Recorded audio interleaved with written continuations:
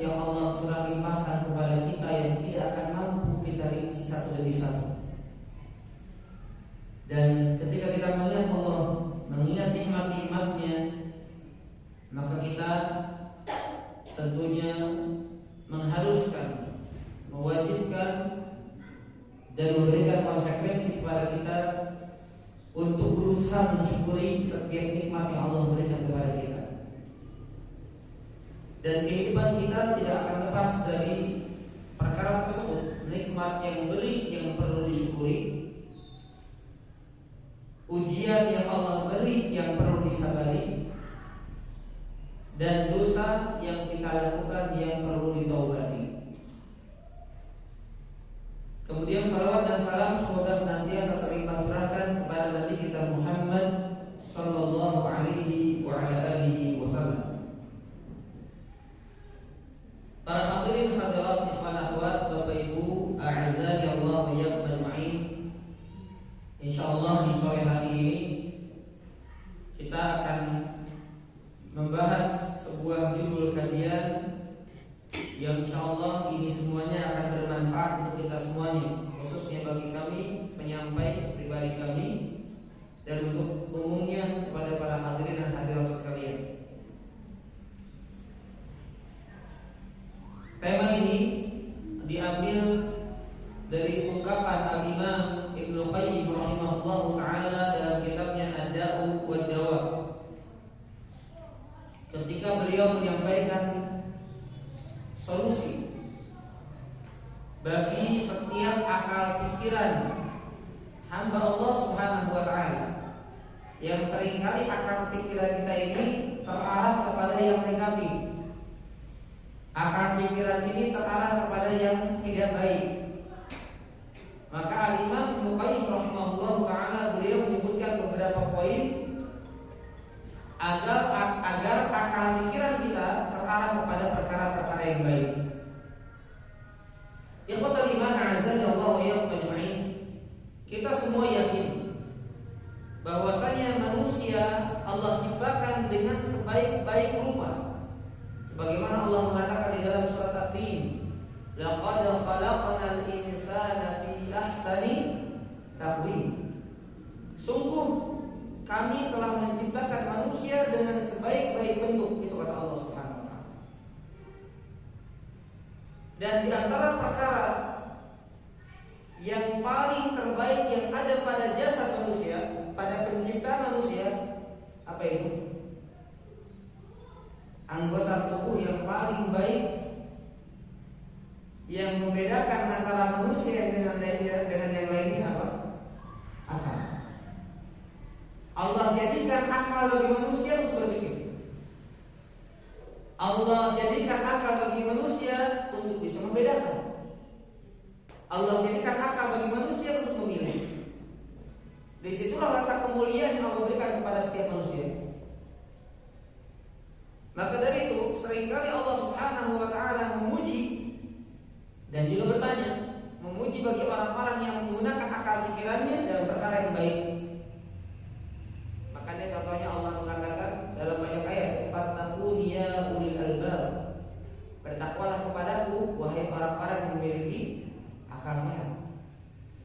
Kemudian juga Allah mengatakan dalam banyak ayat ketika misalnya berbicara perintah, la'allakum ta'qilun, agar kalian berakal, agar kalian berpikir.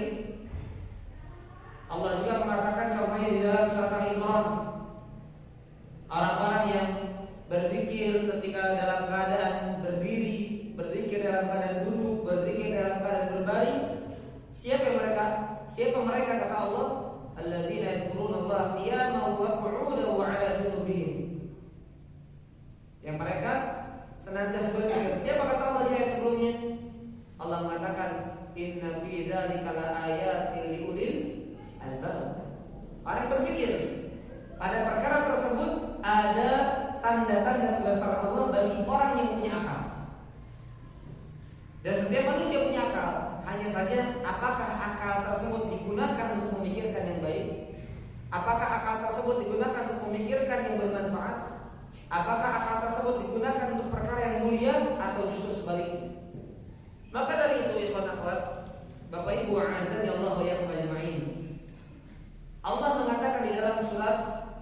Al-A'raf 169, 179 kalau tidak salah. Coba dicek ya, Al-A'raf 179.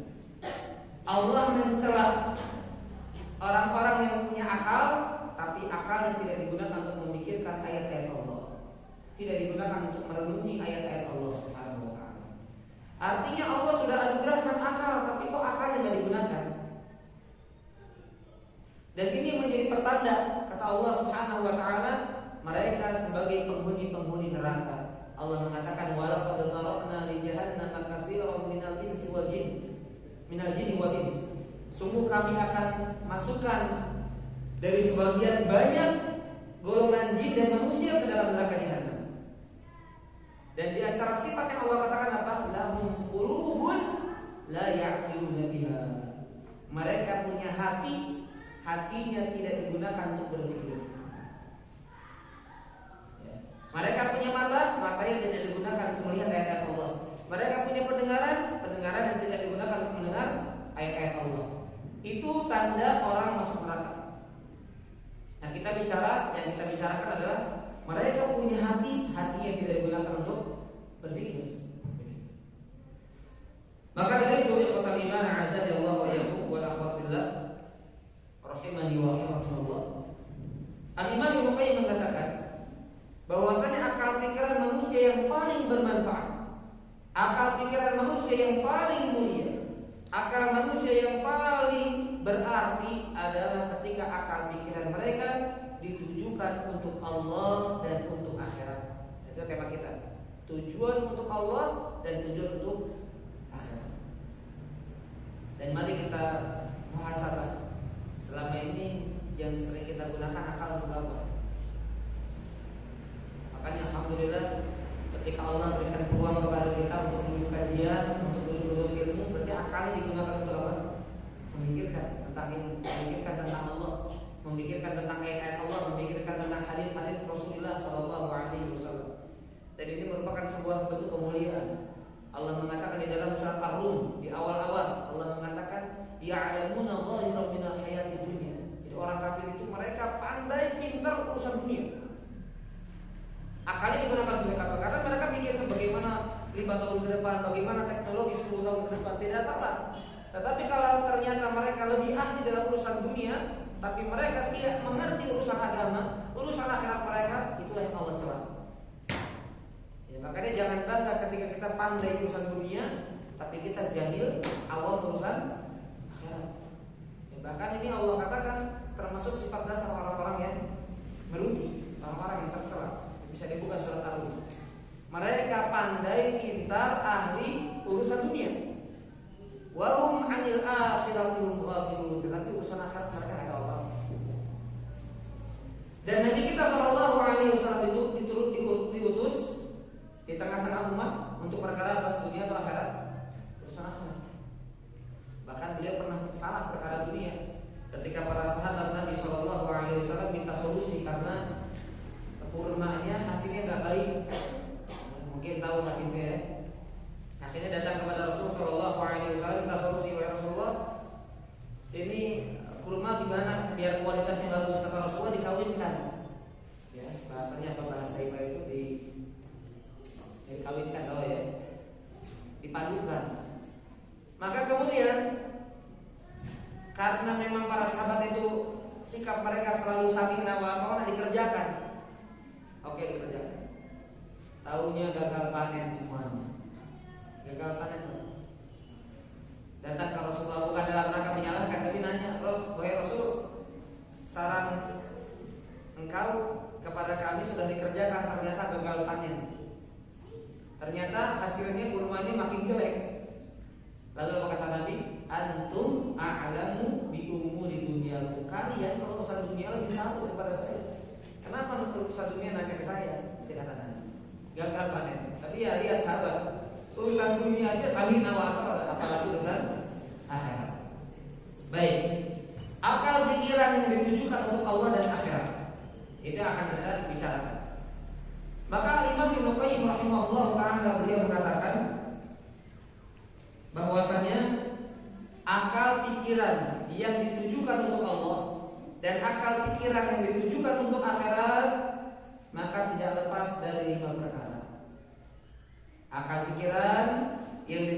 untuk Allah, akal pikiran yang ditujukan untuk akhirat, maka 5 perkara. Kembali kepada 5 perkara. Yang pertama, al-fikratu fi ayatillahil munazzalah. Kata beliau, yaitu akal pikiran yang digunakan untuk memikirkan ayat-ayat Allah yang ada di dalam Al-Qur'anul Karim, yang Allah turunkan di dalam Al-Qur'an. Akal pikiran yang digunakan untuk memikirkan, merenungi, mentadabburi ayat-ayat Allah di dalam Al-Qur'anul Karim. Baik, ikhwatul iman azani Allah wa iyyakum ajma'in. Dalam poin pertama ini sangat besar PR kita. Terutama ikhwan-ikhwan, akhwat-akhwat, Bapak Ibu yang sudah ngaji. Kalau orang awam jauh lebih besar lagi PR-nya. Karena banyak di antara mereka juga yang jangankan mutadabbur Quran, ngaji aja belum bisa. Ngaji Quran saja baca yang versi apa? Latinnya. Ya, ada yang begitu. Maka kita harus sampaikan kepada mereka, ini hak Allah, dibaca Quran, ditadabburi Quran, diamalkan Quran. Baik, saya berdaya sangka para hadirin dan hadirat Bapak Ibu sekalian, insyaallah sudah bisa ngaji. Tapi PR kita ternyata sekadar ngaji itu tidak cukup. Sekadar baca Quran, sekalipun Quran dengan sekadar membacanya adalah sebuah ibadah. Kita semua tahu. Dan kita tidak ragu akan hal tersebut. Bahkan setiap hurufnya Allah berikan ganjaran. Betul? Berapa ganjarannya setiap huruf? 10 kebaikan. Kata Rasul pertama, 1 kebaikan. Likulli harfin hasanah. Setiap huruf 1 kebaikan. Wal hasanatu bi'asyri amsalihha. Dan setiap kebaikan dilipat gandakan minimal menjadi 10. Bahkan Nabi tegaskan, la aqulu alif lam mim harfun. Aku tidak mengatakan alif lam mim 1 huruf, melainkan alif 1 huruf, lam 1 huruf, mim 1 huruf. Orang baca alif lam mim berarti berapa pahalanya? 30 pahala. Lebih besar daripada 30.000 duit. Ya, jangan dianggap 30 dikit. 30 pahala kalau ada di sisi Allah diterima, nggak bisa dibandingkan sekalipun dengan 30 triliun, nggak bisa. Karena 30 di sisi Allah untuk urusan akhirat, 30 triliun untuk urusan dunia, nggak bisa dibandingkan. Baik, nah namun yang perlu kita ingatkan, kebanyakan di antara kita menganggap dengan sekedar sudah membacanya kita sudah mengamalkan Quran. Betul apa? Apa amalan antum hari ini? Baca Quran. Ya nggak, Pak? Lihat perkataan Imam Hasan Al-Basri. Allah menurunkan Al-Quran liyu'mal bih. Allah menurunkan Al-Quran untuk diamalkan. Fattakhadhan nasu tilawatahu amalan. Dan manusia menjadikan tilawah Quran sebagai amalan. Insyaallah perkataan lihat bagus. Allah menurunkan Al-Quran untuk diamalkan, tapi manusia menjadikan tilawah sebagai amalan. Jadi mereka menganggap kalau sudah baca Quran sudah mengamalkan Quran. Padahal itu baru bagian pertama, baca Quran amalan. Tapi amal-amal yang ada dalam Quran banyak.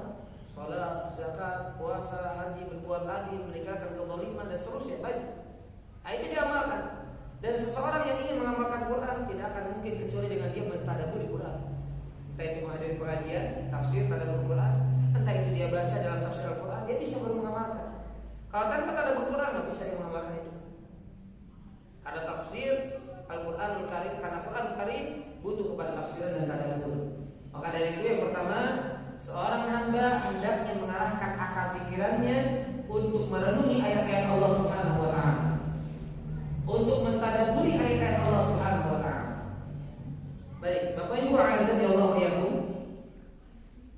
Quran yang Allah turunkan kepada Nabi kita Muhammad sallallahu alaihi wasallam melalui malaikat Jibril itu ada 2 perkara yang berkaitan dengan Quran. Yang pertama sebagai wasilah. Al-Quran sebagai wasilah. Yang kedua ghayatun, sebagai apa ghayat? Tujuan. Wasilah Al-Quranul Karim, wasilahnya dengan dibaca. Al-Quranul Karim wasilahnya dengan dibaca. Jadi orang baca Quran dia baru sampai wasilah, perantara wasilah itu. Nah, baru sampai sarananya, bukan perantara ya. Baru sebagai sarananya. Orang baca Quran baru sampai sarananya. Sedangkan tujuan Allah menurunkan Al-Quran Karim bukan dibaca, bukan. Tujuan Allah menurunkan Al-Quran Karim yaitu ditadabburi dan diamalkan. Makanya kalau orang membatasi diri hanya sekedar dibaca, wal'iyadzubillah, bisa jadi dia termasuk orang yang tercela. Pertanyaan, Ustaz, kok bisa baca Quran tercela? Bukan karena Nabi Shallallahu Alaihi Wasallam yang mengatakan Al-Quran hujjatun laka au alaik. Quran yang kamu baca ini bisa jadi hujah. Hujah itu bisa jadi pembelamu atau menghujatmu nanti di hadapan Allah kelak di hari kiamat. Jadi Al-Quranul Karim yang kita baca bisa jadi membela kita, menolong kita di hadapan Allah jadi syafaat, atau bisa jadi memperkarakan kita di hadapan Allah kelak pada hari kiamat. Nauzubillah. Demikian pula Rasulullah Shallallahu Alaihi Wasallam ketika berbicara tentang Khawarij, sifat orang Khawarij apa? Yaqra'unal Quran, kata Rasul. Mereka baca Quran, wala yujawizu hanajirahum. Mereka baca Quran tapi bacaan mereka tidak melampaui kerongkongan mereka. Jadi boro-boro lewat ke tenggorokan. Jangankan sampai ke hati, lewat tenggorokan aja enggak, nyampe sini aja enggak. Kenapa? Kata Rasul, bacaan yang mereka baca dari Al-Quran Al-Karim enggak melewati kerongkongan mereka. Kenapa? Karena mereka enggak mentadabburi. Makanya naudzubillah min dzalik, di antara fitnah besar orang kayak saling berlomba memperindah bacaan tapi lupa dengan tujuan. Paham ya? Sama seperti ilmu. Ilmu ini kita nuntut ilmu, itu kita sudah sampai tujuan belum? Bapak Ibu sekalian hadir, dengar, nyimak, catat ilmu. Sudah sampai tujuan belum? Belum. Ilmu sebagai apa? Sebagai sarana untuk apa? Diamalkan. Bertakwa kepada Allah, takut kepada Allah, untuk kita bisa menegakkan agama, untuk kita bisa berakhlak, beradab. Bayangkan, kita nuntut ilmu tidak diamalkan, yang terjadi apa? Ilmu akan memperkarakan kita pada hari kiamat. Makanya ilmu akan ditanya sama Allah, "Madza 'amila bih?" Bukan pengajian mana yang kau hadiri, bukan. Apa yang kamu amalkan dengan ilmu itu? Itu yang Allah tanya. Wa 'an 'ilmihi madza 'amila bih. Allah akan tanya tentang ilmunya, apa yang sudah diamalkan dari ilmu tersebut. Memang kita dapat pahala dengan hadir majelis ilmu, bagaimana keutamaan-keutamaannya, tapi itu baru sampai sarana untuk kita bertakwa kepada Allah, sarana agar kita mengamalkan ilmu tersebut, semakin kita bisa menegakkan ketaatan kita, ibadah kita kepada Allah Subhanahu wa taala. Demikian Al-Qur'anul Karim. Al-Qur'anul Karim tujuannya ditadabburi dan diamalkan. Dibaca baru hanya sekadar sarana. Makanya tadi berkata Al-Hasan Basri di renungan bagi kita semuanya, manusia diturunkan kepada mereka Al-Quran untuk diamalkan, tapi kita menjadikan tilawah sebagai amalan. Jadi ngantuk udah beramal. Apa amalan kamu hari ini? Baca Quran. Padahal belum. Baik. Ikhwatal iman a'azzani Allah wa iyyakum ajma'in. Seandainya Al-Qur'anul Karim diturunkan oleh Allah Subhanahu wa taala cukup sekadar dengan dibaca saja, maka tak mungkin Allah Subhanahu wa taala dalam beberapa ayat Allah mengatakan afala yatadabbarunal Quran. Tidakkah mereka mentadabburi Quran? Tidakkah mereka merenungkan Al-Quran? Tidakkah mereka memikirkan tentang Al-Quran? Am ala qulubin aqfaluha? Atau jangan-jangan dalam hati mereka ada kunci yang mengunci hati mereka sehingga mereka tidak mampu mentadabburi Quran. Jadi ini tugas kita, PR besar bagi kita semuanya, dan saya berharap ya mudah-mudahan kajian-kajian ini, kajian-kajian tafsir terhadap Al-Quran diperbanyak. Saya berharap kajian tafsir Al-Quran terhadap Al-Quran diperbanyak. Karena lihat sekelas Syekhul Islam Ibnu Taimiyah, semua kenal ya, semua pernah dengar nama imam besar Syekhul Islam Ibnu Taimiyah, gurunya Imam Ibnu Qayyim yang mengatakan kalimat-kalimat tadi. Beliau mengatakan ketika di penghujung akhir kehidupannya, ketika beliau di penjara, apa yang beliau katakan? Nadimtu, masya Allah, sekelas Syekhul Islam saya sampaikan, beliau yang kata para ulama ahli tafsir. Bahkan kalangan tafsirnya tidak pernah ada orang sebelumnya yang menyamai tafsir Syekhul Islam. Alim, orang yang ahli perkara agama, abid ahli ibadah. Ilmunya tidak diragukan lagi. Apa yang beliau kerjakan, amar ma'ruf nahi munkar, dakwah, mengarang kitab, menulis dan seterusnya, sangat luar biasa. Tapi apa yang beliau katakan, nadimtu ala tad'i'i awqati fi ghairi ma'anil Qur'an. Masya Allah. Aku menyesal banyak waktu yang aku buang selain untuk memahami makna-makna Al-Quran.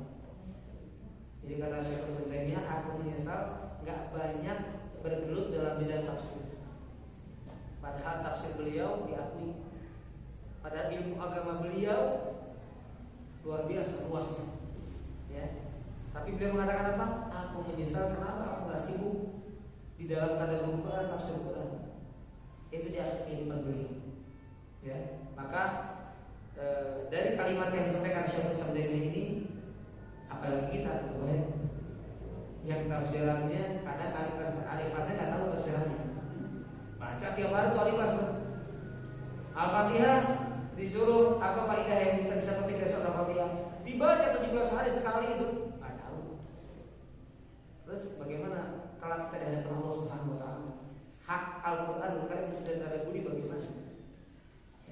Maka dari itu PR besar sekali lagi tadabbur Quran Al-Karim. Setelah itu ya tentunya setelah tadabburi diamalkan Al-Quran Al-Karim.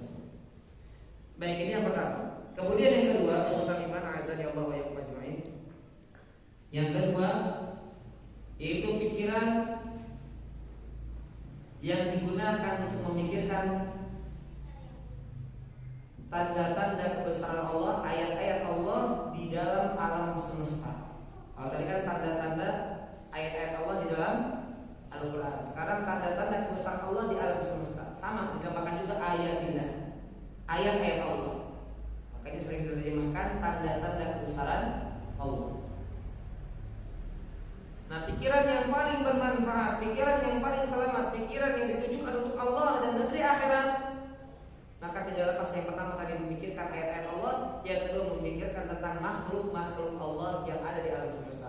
Yang semua itu, semua makhluk-makhluk Allah menunjukkan akan penciptanya, menunjukkan akan keesaan Allah, menunjukkan akan kebesaran Allah, menunjukkan akan maha indahnya Allah Subhanahu Wa Taala. Kalau kita pernah melihat, mungkin pernah datang ke gunung, mungkin pernah wisata ke Curug, indah melihatnya. Allah yang menciptakannya menunjukkan lebih indah. Innallaha jamilun yuhibbul jamal. Sesungguhnya Allah maha indah dan cinta kepada keindahan. Makanya makhluk-makhluk Allah itu indah. Ya, dan itu semuanya untuk menunjukkan bahwasanya Sang Pencipta jauh lebih indah daripada itu semuanya.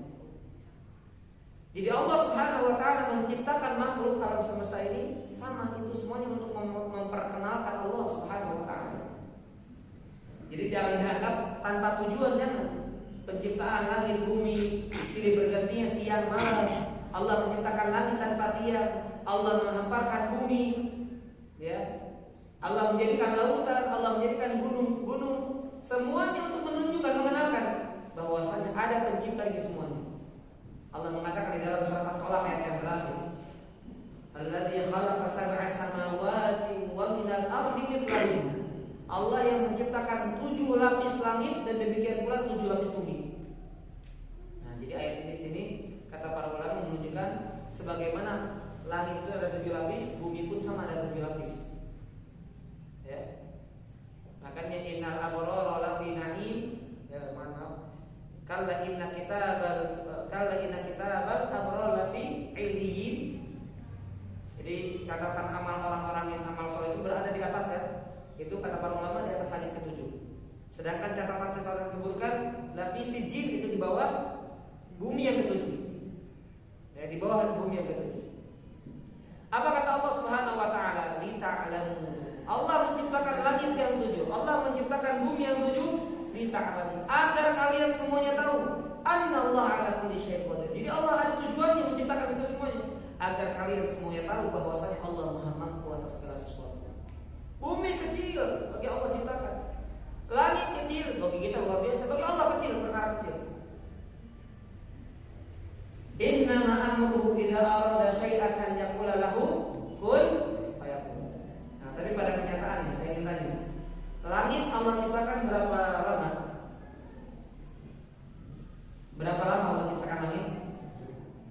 Hah? Berapa? 6 hari. Ada dalam Al-Quran hari. Ya, Allah menciptakan 6 hari. Makanya orang-orang Nasrani memfitnah Allah. Allah beristirahat di hari yang ke-7. Gitu. Ya. Nah, ini ada hikmahnya. Padahal tadi kan ayatnya kita bacakan bersama. Kalau Allah ingin sesuatu tinggal katakan apa? Kun fayakun. Jadi langit 7 lapis jadi sudah. Jadi bumi 7 lapis jadi sudah, gampang. Apa hikmahnya Allah menciptakan langit? Menguji kepercayaan manusia. Menguji di antara kepercayaan manusia. Kemudian di antara hikmahnya, segala sesuatu butuh proses. Allah memproses langit 6 hari. Tetapi kalau kita kembali kepada surat Al-Falaq tadi, Allah menciptakan itu semuanya. Langit, bumi dan segala sesuatu yang ada di dalamnya, semuanya agar kata Allah kalian mengetahui Allah itu Maha Mampu atas segala sesuatu. Wa anna Allah qad ahata bi kulli syai'in ilma, dan bahwasanya Allah itu ilmunya meliputi segala sesuatu. Ya. Nah, berarti tujuannya Allah menciptakan ini semuanya agar kita berpikir tentang siapa? Tentang Allah sang pencipta kita. Gitu. Makanya yang kedua, agar pikiran kita ditujukan untuk Allah dan akhirat. Yang kedua adalah kita memikirkan tentang makhluk-makhluk Allah Subhanahu wa taala dengan tujuan agar kita mengesahkan Allah, dengan tujuan agar kita meyakini Allah bahwasanya Allah Maha Mampu atas segala sesuatu. Mentauhidkan Allah, tauhid kepada Allah kita sudah tahu pembagiannya. Tauhid rububiyah, tauhid uluhiyah, tauhid asma wa sifat. Dan Allah mengatakan di dalam surat Al-Imran di akhir-akhir, dan insyaallah semuanya hafal ayatnya, inna fi khalqis samawati wal ardi wa ikhtilafil laili wan nahar la ayatin li ulil albab. Sesungguhnya pada penciptaan langit, penciptaan bumi, silih bergantinya siang dan malam, ada tanda-tanda kebesaran bagi siapa? Bagi orang-orang yang berakal. Allah mengatakan juga dalam surat Ad-Dariyat, kata Allah Subhanahu wa taala, wa fil ardi ayatun lil mu'minin, dan di atas muka bumi ini ada tanda-tanda kebesaran Allah bagi orang yang yakin. Jadi orang yang yakin sama Allah, bumi ini sudah menunjukkan ada Allah. Tapi kan orang ateis nggak yakin mereka, nggak ada Allah. Ya bumi itu ada dengan sendirinya, nanti juga musnah dengan sendirinya sudah. Ya. Demikian pula orang musyrik nggak meyakini setelah kematian kemudian ada hari kebangkitan, nggak, sudah selesai sudah. Tapi orang yang yakin, bumi ini sudah menjadi bukti adanya Allah, sudah menjadi saksi adanya Tuhan yang menciptakannya. Bahkan bukan sekedar bumi kata Allah, wa fi anfusikum, bahkan dalam diri-diri kita sendiri, dalam diri-diri kalian kata Allah, afala tubsirun, tidakkah kalian berpikir? Tidakkah kalian memperhatikan? Tidakkah kalian memikirkan? Berarti Allah perintahkan kita agar alam semesta yang ada ini untuk mengenal Allah Subhanahu wa taala secara mendalam. Ya, ini hak yang perlu kita tunaikan. Baik. Kemudian yang ketiga, memikirkan karunia-Nya, memikirkan nikmat-nikmat Allah. Jadi orang yang pikirannya untuk Allah, pikiran untuk akhirat. Yang ketiga, dia menggunakan akal pikirannya untuk memikirkan nikmat-nikmat Allah. Dan kita sudah singgung tadi di awal kajian, kita bersyukur kepada Allah, nikmat-nikmatnya sangat luas, anugerahnya sangat melimpah kepada kita semuanya. Ya. Maka harus ya, kita mengarahkan pikiran ini untuk memikirkan nikmat-nikmat Allah. Pikirkan, ya. Arahkan bahwasanya nikmat Allah kepada kita sangat besar, sangat melimpah, tidak terhitung, tidak terhingga. Bahkan kalau kita berusaha memiliki nikmat Allah, la tuhsuha, tidak akan mungkin terhitung, tidak akan mungkin terhingga. Baik, jemaah dari Allah wa iyyakum ajma'in. Maka dari itu, ketika kita berbicara nikmat Allah, lihat ayat yang paling banyak diulang dalam Al-Quran Al-Karim berbicara tentang apa? Tentang nikmat. Semuanya apa ayatnya insya Allah? Apa kata Allah dalam surat Ar-Rahman? Fabi'ayyi ala'i rabbikuma tukadziban. Menunjukkan manusia itu banyak yang kufurnya daripada yang syukurnya. Dan kita berdoa kepada Allah, mudah-mudahan kita termasuk orang-orang hamba-hamba yang bersyukur. Amin ya rabbal alamin. Karena berat bersyukur itu. Sampai Allah katakan wa qalilun min ibadiyasy syakur. Dalam surat Saba ayat ke-13, sedikit dari hamba-hambaku yang bersyukur, sedikit Pak. Terus kita pede, oh saya kayaknya yang golongan sedikit itu saya. Enggak Pak, sedikit Pak hamba-hambanya yang bersyukur. Ya.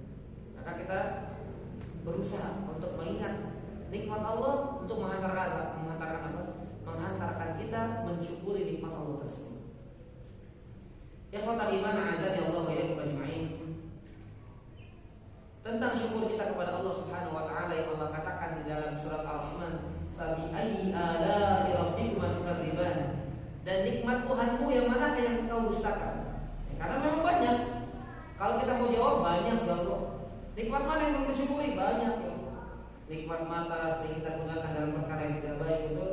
Nikmat telinga, nikmat lisan, nikmat langkah, kaki bisa melangkah, nikmat tangan, nikmat waktu, apalagi banyak nikmat yang masih kita belum syukuri atau dengan kata lain yang kita kufuri di hadapan Allah Subhanahu wa taala.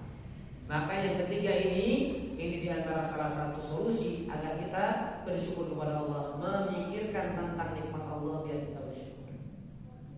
Karena kalau orang lupa sama nikmat Allah, lupa ini yang kasih semuanya Allah, ya udah digunakan dalam perkara-perkara yang gak manfaat. Waktu digunakan yang gak manfaat, padahal itu nikmat dari Allah. Lisan digunakan untuk ghibah, namimah, komentar-komentar gak jelas, gak manfaat. Kenapa? Lupa ini nikmat dari Allah yang wajib disyukuri, digunakan untuk perkara yang baik, untuk saling menasihati, untuk berdakwah, untuk amar ma'ruf nahi munkar, untuk baca Quran, untuk zikrullah, lisan. Dan nikmat-nikmat yang lainnya. Maka kita bicara apa hakikat syukur. Orang itu tidak dikatakan bersyukur sampai memenuhi 3 perkara. Orang itu tidak dikatakan bersyukur sampai memenuhi 3 perkara. Yang pertama, bersyukur dengan hatinya. Ini rukun syukur Bapak Ibu sekalian. Yang pertama, mensyukuri dengan hatinya. Hatinya harus meyakini nikmat hanya datang dari Allah. Ya, ini yang pertama. Kemudian yang kedua, mensyukuri dengan lisan. Lisannya banyak memuji Allah. Lisannya banyak menyanjung Allah Subhanahu wa taala. Alhamdulillah, subhanallah, la ilaha illallah, dan seterusnya. Ini syukur dengan apa? Dengan lisan. Kemudian syukur dengan anggota badan. Syukur dengan anggota badan. Kita gunakan kenikmatan tersebut dalam perkara-perkara yang diridhoi oleh Allah. Makanya kita ruku, kita sujud, kita zikir, kita tawaf, kita haji, kita sa'i dan seterusnya. Itu dalam rangka apa? Tujuannya dalam rangka bersyukur kepada Allah. Ya. Jadi seorang tidak akan dikatakan bersyukur sampai dia menunaikan 3 hal tadi. Dan Bapak Ibu sekalian, perlu kami ingatkan, orang kalau dapat nikmat kemudian mengatakan alhamdulillah, jangan pede, jangan GR kalau itu sudah dikatakan bersyukur, enggak perlu. Orang mengucapkan alhamdulillah, itu belum dikatakan bersyukur, belum. Sampai kenikmatan tersebut syukurnya dipenuhi 3 perkara tadi. Dia meyakini nikmat ini datang dari Allah. Karena dia sebagaimana Qarun bersyukur atau tidak? Tidak, dia mengatakan apa? Inna ma utitu ala ilmin indi. Ini hartanya yang saya kumpulkan itu karena ilmu saya. Ya, makanya kita tegur ya, kita bicara ini, jangan sampai kita meyakini ini jeripayah hasil usaha saya.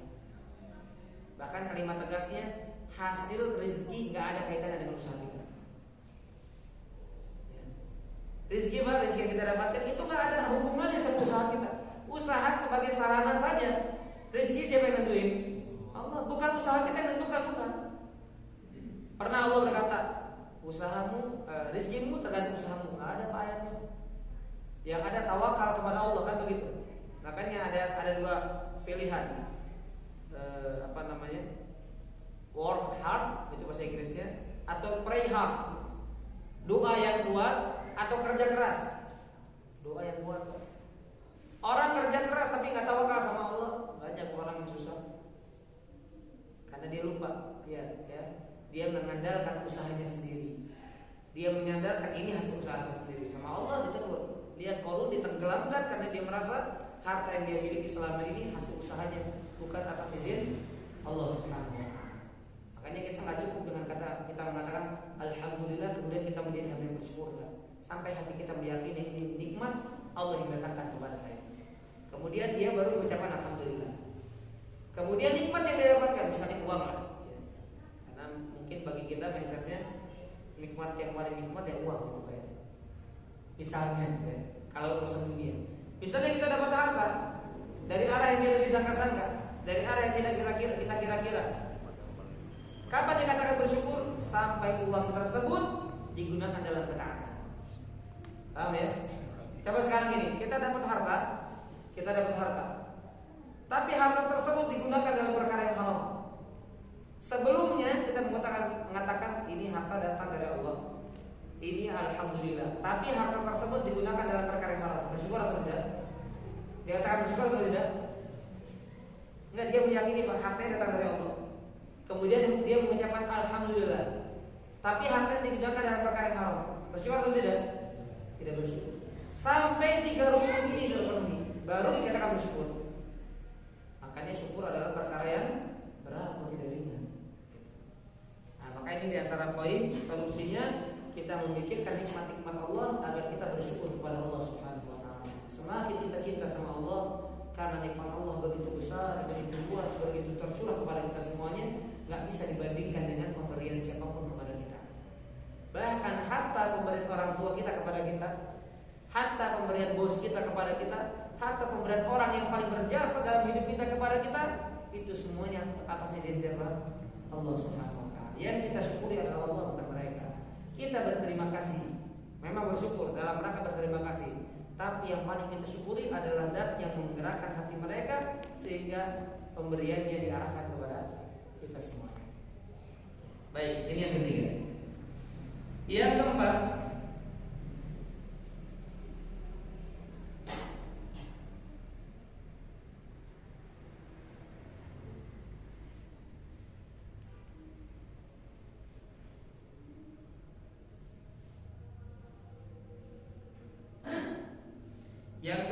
yaitu memikirkan aib dan kerusakan diri sendiri.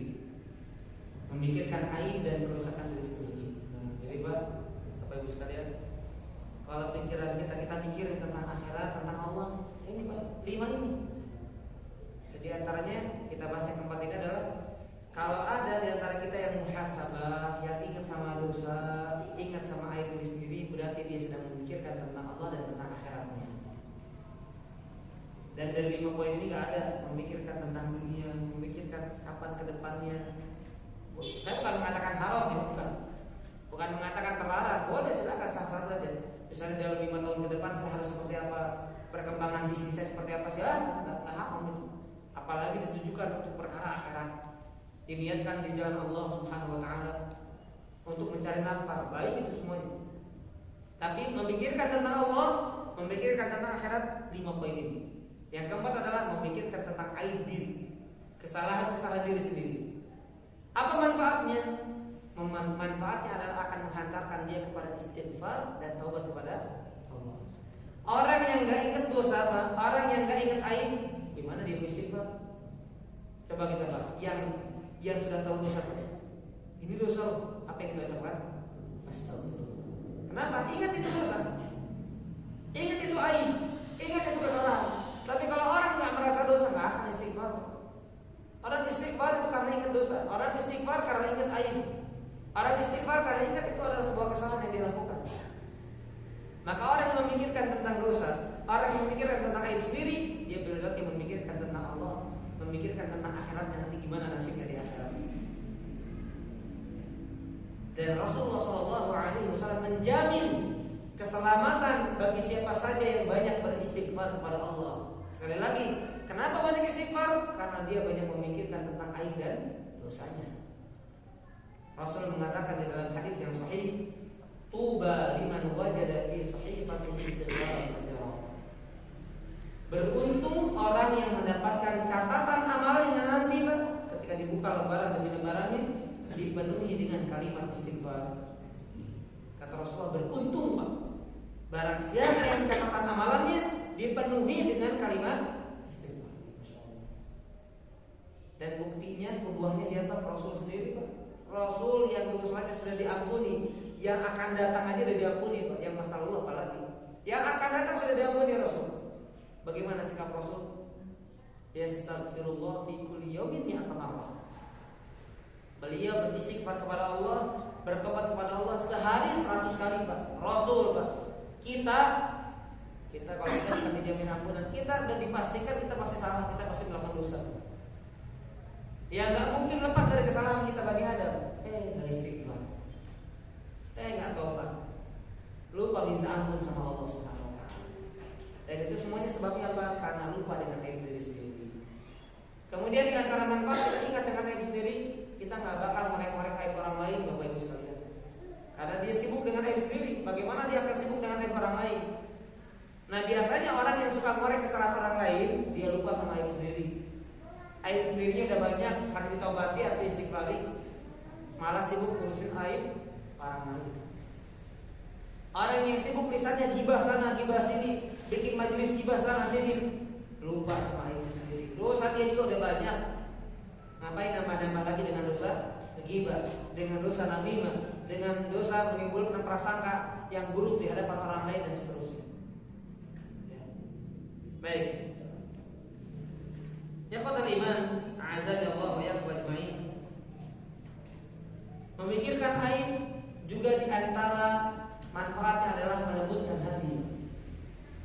Bapak Ibu sekalian, melembutkan hati. Kita mengingat dosa melembutkan hati. Kalau hati lembut, maka ditandai dengan tetesan air mata yang mengalir dari mata kita. Makanya di antara perkara yang dipuji oleh Rasulullah SAW apa? Yaitu dari 7 golongan yang mendapatkan naungan pada hari tidak ada naungan kecuali naungan dari Allah. Siapa mereka? Rajulun dzakarallaha khaliyan fafadat 'ainah. Seorang yang dia mengingat Allah dalam kesendirian, sendiri aja, Pak. Bapak sekalian, sendiri dia mengingat Allah, mengingat tentang dosa-dosanya, mengingat tentang neraka, jangan-jangan saya termasuk penghuni neraka. Mengingat surga, jangan-jangan Allah haramkan atas saya surga. Ingat ya, merenungkan semua kesalahan-kesalahannya. Kemudian menetes air matanya dengan hal tersebut. Ini orang yang akan termasuk golongan orang-orang yang mendapatkan naungan pada hari tidak ada naungan kecuali naungan dari Allah. Ketika hari matahari didekatkan dari kepala hanya sebatas berapa? Satu mil saja. Orang tenggelam dengan keringatnya. Tapi orang tersebut mendapatkan naungan. Kenapa? Karena dia mengamalkan salah satu amalan yang disebutkan oleh Rasulullah SAW. Dia menyendiri mengingat Allah kemudian menangis. Nah, cara menangis diantaranya adalah apa? Mengingat dosa, Pak. Mengingat tentang surga, mengingat tentang neraka, ya. Dan melembutkan hati. Insya Allah ini diantara kiat yang baik. Baik, kemudian yang terakhir, yang terakhir adalah memikirkan tentang waktu, ya. Memikirkan tentang waktu, pentingnya waktu. Orang yang memikirkan tentang waktu, maka dia memikirkan tentang Allah dan tentang akhiratnya. Karena kehidupan dia tidak lepas dari waktu yang Allah anugerahkan kepadanya. Kehidupan yang kita beri, yang Allah berikan kepada kita, Bapak Ibu sekalian, tidak lepas dari yang namanya waktu. Makanya kata Imam Syafi'i, aku tidak pernah mendapatkan faedah dari para sufi kecuali satu. Dalam riwayat lain 2. Di antaranya apa? Al-waqtu kasayf. Waktu itu seperti pedang. Kalau kamu tidak memanfaatkannya, waktu yang akan memotong kita. Waktu seperti pedang. Dan kita jangan sama seperti orang barat. Time is money. Itu orang barat. Waktu adalah uang. Uang aja itu orang-orang kafir. Mikir uang gimana hasil uang? Uang. Bagi kita time apa? Time is waktu adalah ibadah. Waktu lebih berharga daripada uang.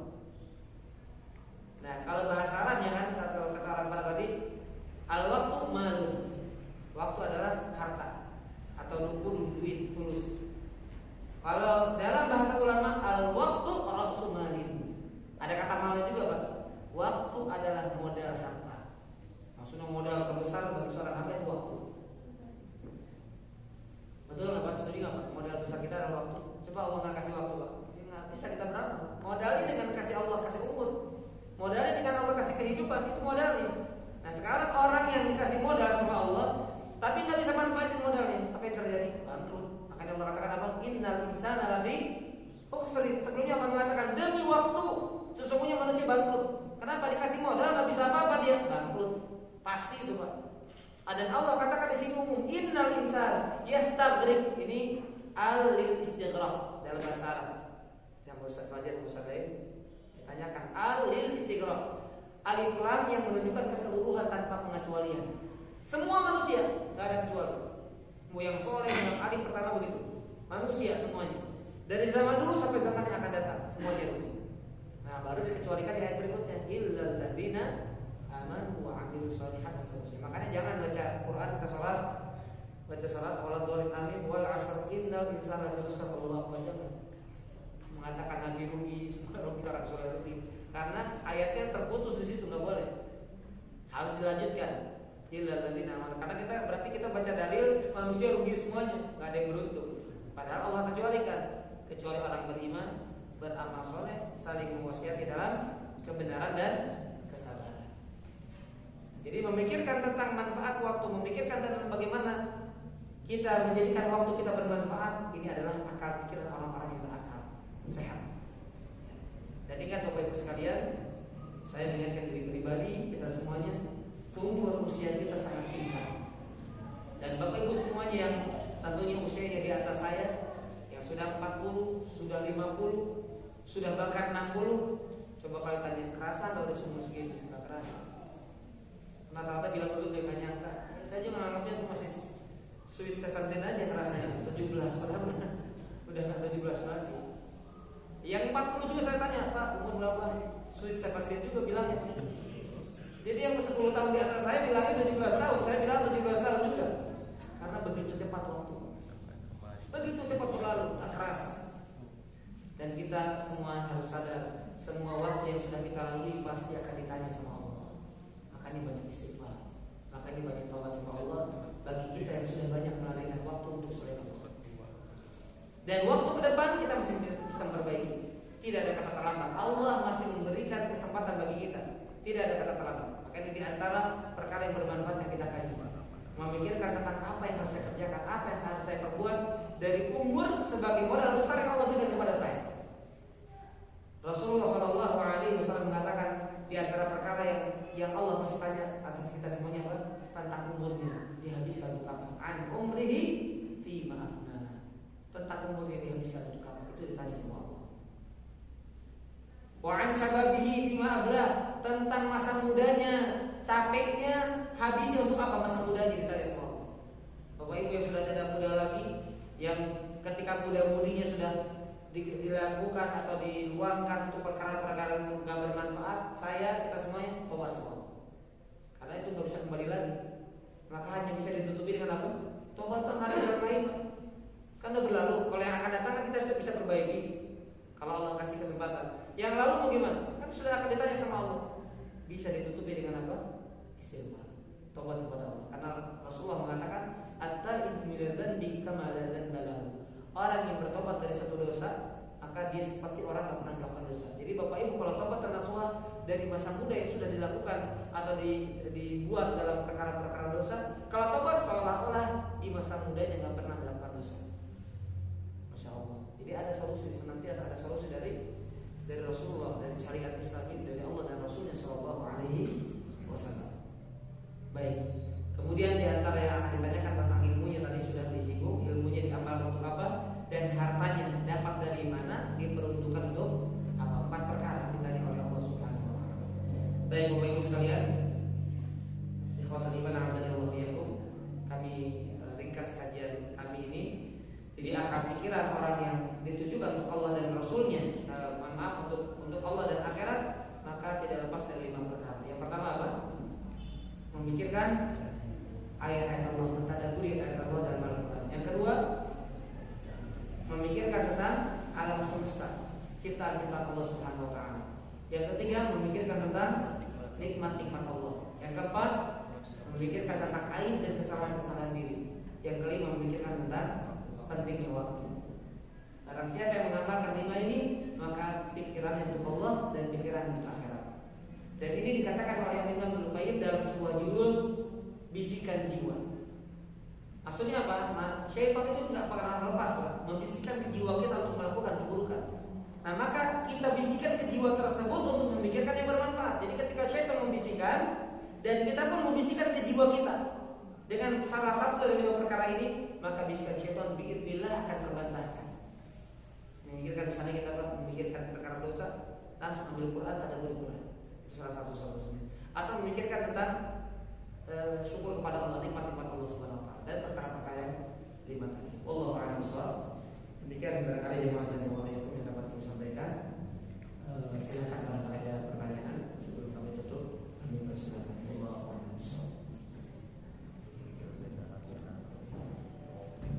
Silakan bagi bapak ibu terkait dengan maksudnya.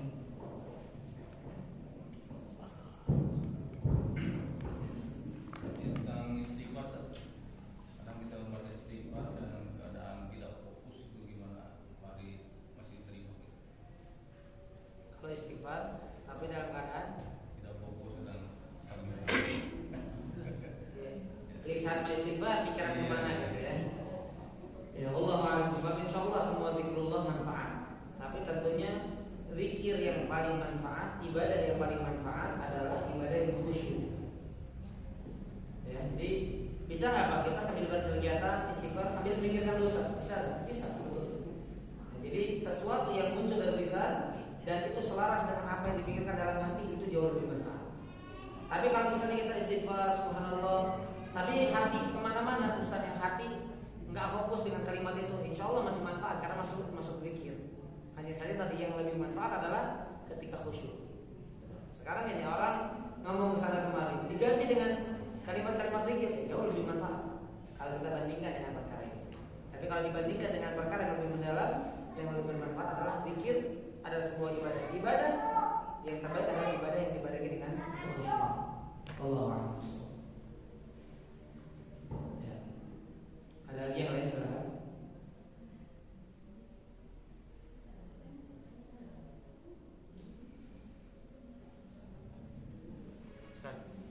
Baik. Istighfar untuk orang tua yang sudah meninggal seperti apa Ustaz? Gimana Istighfar untuk misalkan bapaknya kan baru meninggal gitu ya. Karena pengen istighfar untuk orang tua seperti apa Ustaz istighfarnya? Hafal semua doa kita. Rabbil firli wa ibadillah itu mengistighfarkan orang lain. Ya. Rabbil firli wa walidayya warhamhuma kama rabbayani shaghira. Untuk kaum muslimin bagaimana? Kita ketika mensalatkan Allahumma ighfir lahum warhamhum, berdoa istighfar. Itu namanya istighfar, meminta ampun untuk orang lain.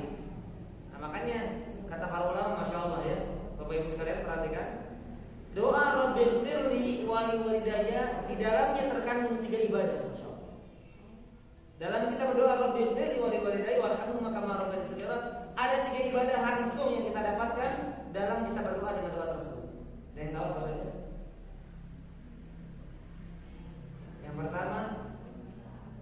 Yang pertama apa? Doa. Doa ibadah bukan? Kita doa karena Rabbil doa. Pertama doa. Kita dapat ibadah yang namanya doa. Kategori doa. Yang kedua istighfar, tobat diri kita sendiri. Yang ketiga bakti sama orang tua dengan kita memintakan ampun untuk keduanya. Jadi langsung 3. Yang pertama mendapatkan ibadah yang menjadi doa. Sedangkan doa adalah ibadah, kata Rasulullah, doa buat ibadah. Yang kedua tobat. Yang ketiga berbakti kepada orang tua dengan kita mengistighfarkan untuk mereka. Langsung 3 ibadah dapat dengan kita berdoa tersebut. Ya. Dan di antara manfaat kita mendoakan kedua orang tua dengan kalimat istighfar Rabbil firli wa walidayya, maka Allah akan angkat derajat orang tua kita. Sebagaimana dalam hadis yang sahih, ada orang tua kata Rasulullah SAW yang tiba-tiba naik derajatnya di surga. Tiba-tiba naik. Kemudian dia bertanya sama Allah, "Anna li hada?" Ya Allah, kok bisa amalan-amalan saya sedikit kok bisa naik terus surganya? Maka dikatakan kepadanya, "Qila lahu bistighfari waladika lak."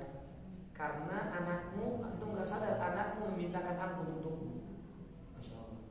Jadi anak yang paling sukses, saya baru bikin tulisan ya.